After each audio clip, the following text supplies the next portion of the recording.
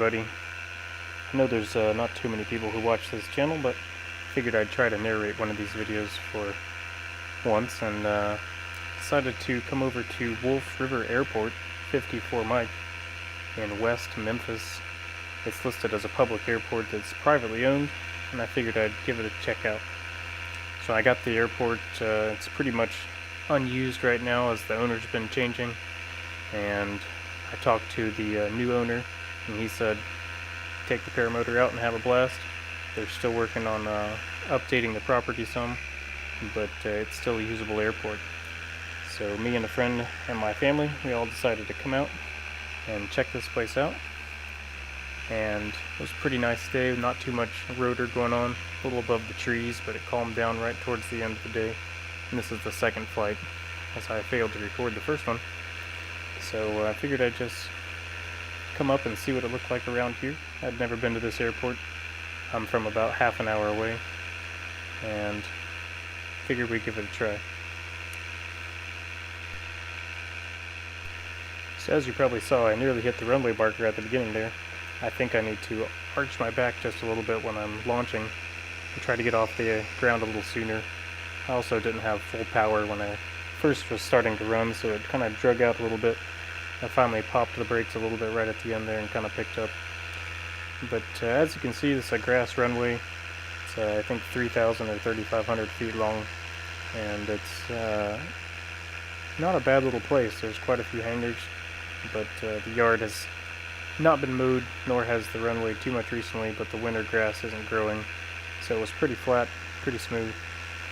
And I decided to check this place out. There's a nice quarry here, and I flew around here, and there's also up there in the distance you can see a train yard where they changed the intermodal freight containers from truck to train, so it has quite a few side tracks, and thought that was kind of interesting.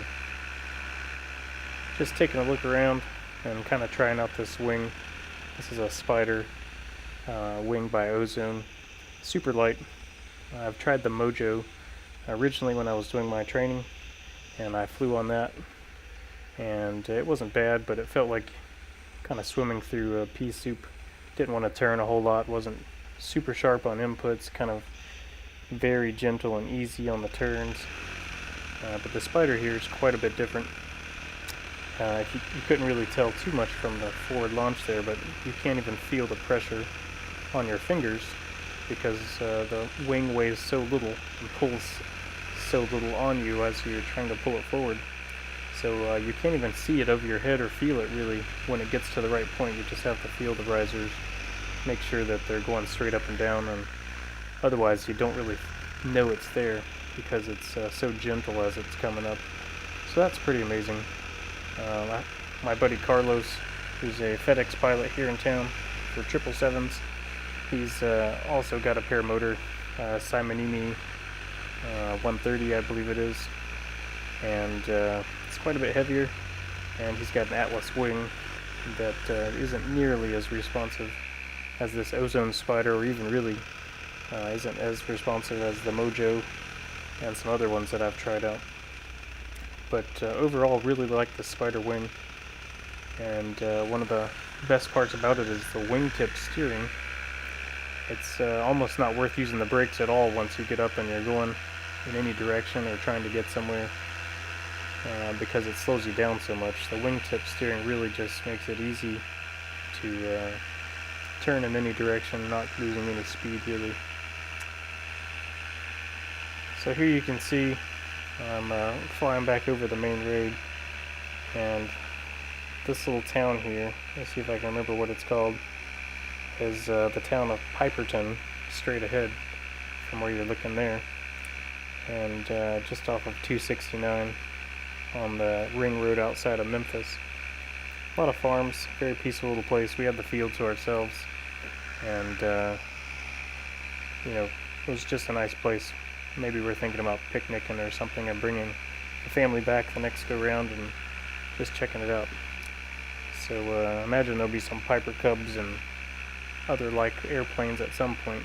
Said there's a few sailplanes in the hangars as well. They tow them up and do sailplane training and activities, but It was dead when we were there completely.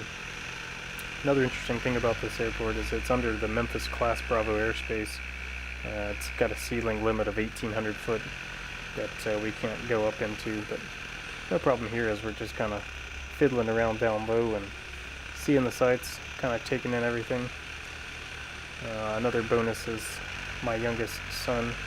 He loves trains, and you can see as I'm coming up close here, that's a train track right in front of the runway. And we had the pleasure of having the train come right by and go nice and slow and give him quite a show as we were going by. So that was pleasant.